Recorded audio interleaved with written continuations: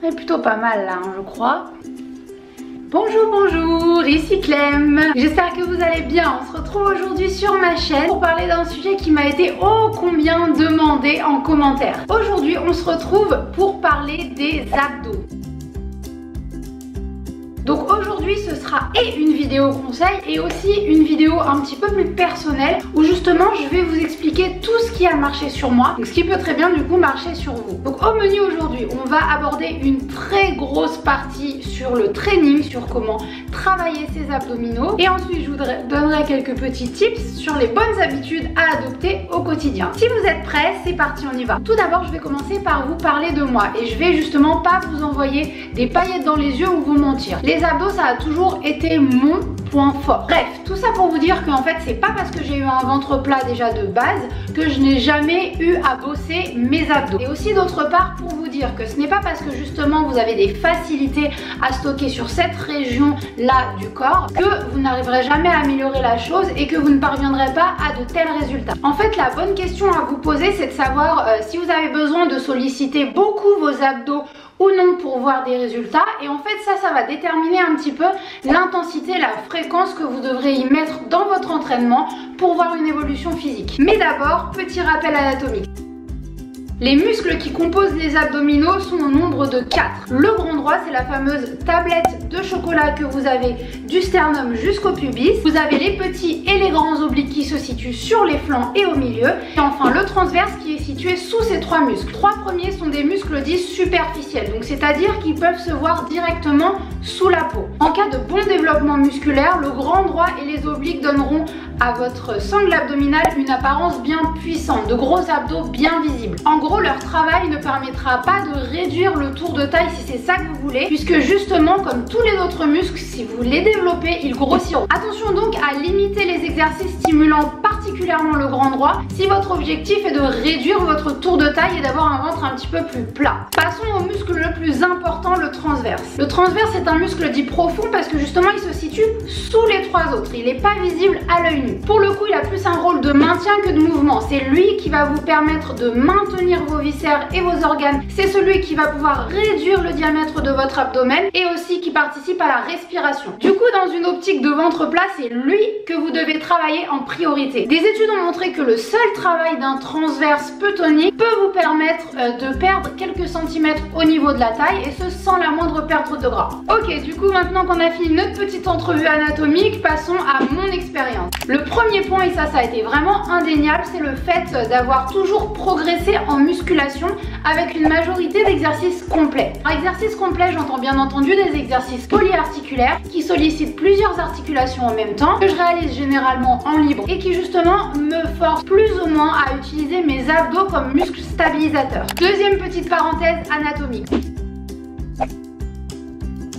Votre transverse, c'est un muscle qui part au niveau de vos côtes, au niveau de vos vertèbres lombaires, lors d'exercices vous imposant une forte contrainte posturale. Vous allez être obligé plus ou moins de resserrer justement votre transverse, puisque c'est ça qui va vous permettre de maintenir votre dos aligné et solide. Du coup, le fait de relâcher un petit peu le ventre lors des exercices, ça va avoir pour conséquence de relâcher un petit peu votre dos. Mais bien sûr, le seul fait de faire des exercices polyarticulaires ne suffit pas. Déjà, dans la vie de tous les jours, si vous voulez tonifier votre transverse, la première chose à faire est tout simplement de rentrer votre ventre. Que ce soit en marchant, en courant, en allant à la salle de sport, en allant faire les courses, bref, tout le temps. Ça peut vous paraître un petit peu bête dit comme ça, mais en y repensant un petit peu plus, vous allez vous rendre compte que c'est pas forcément le cas. Donc premier point, n'attendez pas la salle pour être active. Ensuite, une fois que vous êtes à la salle, comment vous allez travailler votre transverse sur les exercices polyarticulaires? Tout simplement en rentrant votre ventre lors des exercices que vous réalisez sur des machines ou bien en libre. Car non, non et non. On veut plus voir de ventre relâché sur des personnes qui font du squat,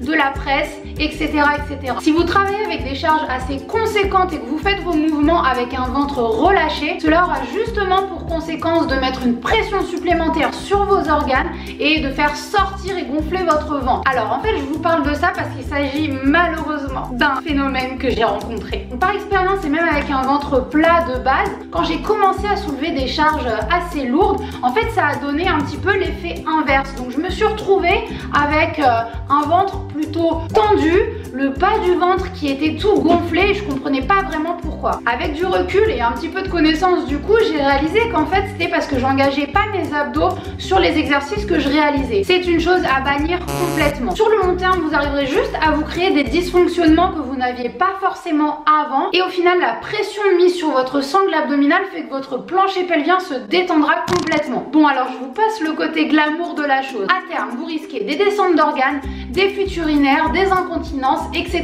etc. Que des choses bien ragoûtantes. Pour vous aider à tonifier votre transverse sur les gros exercices, je vous partage une petite série d'images que j'utilise fréquemment.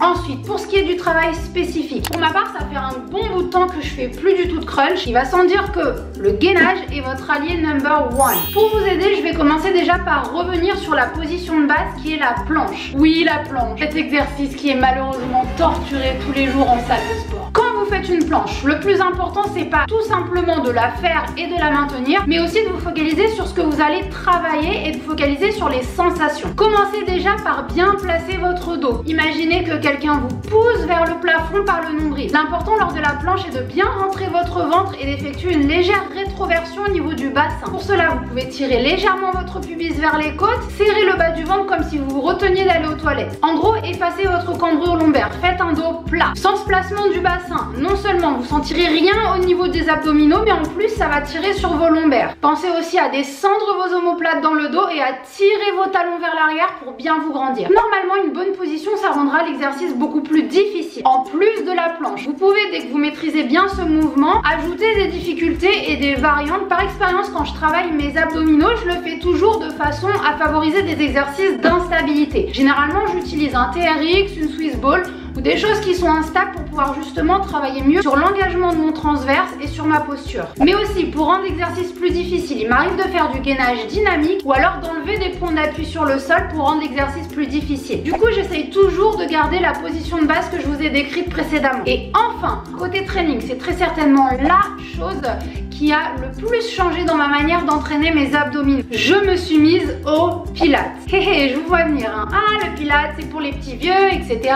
Non, non, c'est pas réservé qu'au club d'un 3e âge. Vous avez qu'à venir à mes cours et vous verrez si vous allez bien rigoler. Bref, du coup, les cours de pilates servent à engager vos abdos profonds tout en bossant votre posture. Et ouais, parce que ce qui est important, c'est ce qui est à l'intérieur et pas à l'extérieur. Ça m'a permis d'activer des muscles que je pensais totalement inexistants ou disparus, mais également, du coup, ça m'a permis de résoudre un petit peu ce problème au niveau du bas du ventre. Si votre objectif est d'obtenir un ventre plat, je ne saurais que vous conseiller de réaliser des cours de pilates et de les suivre régulièrement. Au début, je vous avoue, c'est peut-être difficile de ressentir certaines choses, mais justement, c'est là où il va falloir continuer parce que vous allez y arriver très vite. J'encadre des personnes qui au début avaient une posture complètement pourrie et qui au final se sont vraiment améliorées et ont fait de très bonnes progressions. Et voilà, la vidéo est maintenant terminée. Donc si le contenu vous a intéressé et vous a plu, n'hésitez pas à me le dire en commentaire. Vous pouvez également mettre un petit pouce bleu, aller vous abonner et partager autour de vous. Vous me retrouvez sur mes réseaux sociaux et on se retrouve bientôt pour de nouvelles vidéos. Ciao ciao. Can you handle it?